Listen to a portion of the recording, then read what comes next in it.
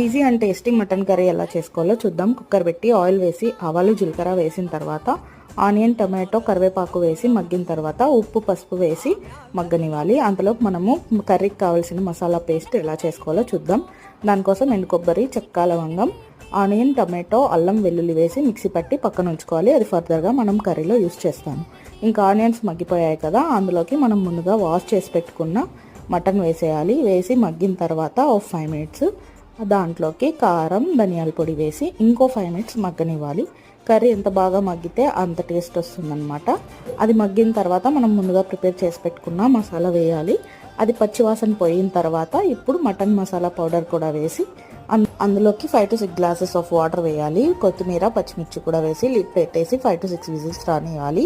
ఇప్పుడు కర్రీ ఇలా ఉంటుంది. ఒక 5 మినిట్స్ మనం హై ఫ్లేమ్ మీద ఉడికిస్తే అంతే. ఎంతో టేస్టీ అయిన Emmy mutton curry ready. Please subscribe.